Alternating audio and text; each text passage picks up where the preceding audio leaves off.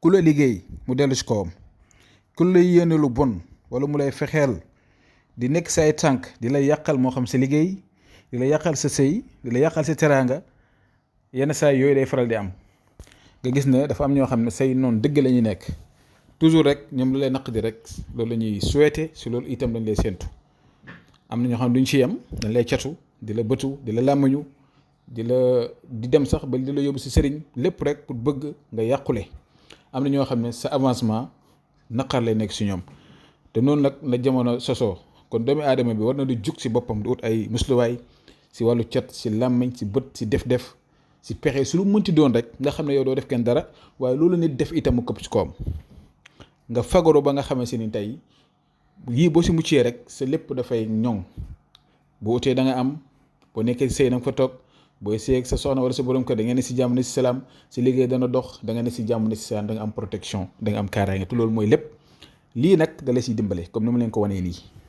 dafa am ñu bari dañ may jootu loolu, muy mag muy ndaw muy góor muy jigéen. tey yow bi may déglu lii war nga ko utal sa bopp, utal ko sa doom, utal ko sa soxna, utal ko say wéejur, utal ko say rakk, utal ko say am di jàmm.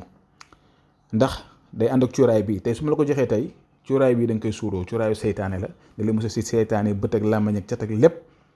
boo takkee téere bi boo koy takk itam sa guddi balaa nga tëdd da ngay suuru si cuuraay boobu. bu la neexee mun nga ko teg kër gi yëpp suuru si, maanaam mun nga ko teg sa saal wala sa ëtt wala fu la neex.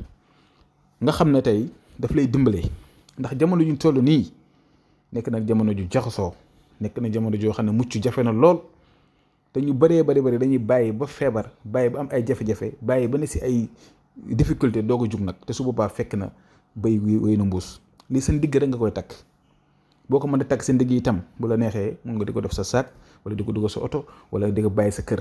moom tant que mu ngi nekk yow rek, yow yëgal na yow yaa ngi ànd ak kaaraange. lii amul mbindeef buy jug di la làmmuñu mu lay jàpp, wala di la bëtu mu lay jàpp, wala di la liggéey laa la wax mu lay jàpp mukk si àddina. kon nag ñu ngi koy digal képp kenn ku nekk nga fexe nga am ko, ndax jamono juñ toll nii naq dina lool. kon lii nga di ko am dana la dimbale, ndax dama naan balaa nga naan naam da nga fay nekk. kon yow bu may seetaan, yow bu may déglu, boo ko soxlaa numéro boobu affiché si écran bi 76 605 63 19 am na whatsapp. bu ko defee fépp foo mu mën a ne si àddina bi incha allahu rabbi mun leen ko jël yónneelu ko, ndax ñun ñoo koy liggéey lépp rek pour bëgg dimbalante ak jaamu yàlla yi.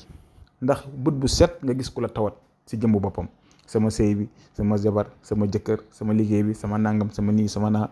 kon nag bu la yàlla dimbale ba nga am si lii, jàppal ne alhamdulillahi rabbil alamin. yàlla nag mooy aar, yàlla mooy sàmm.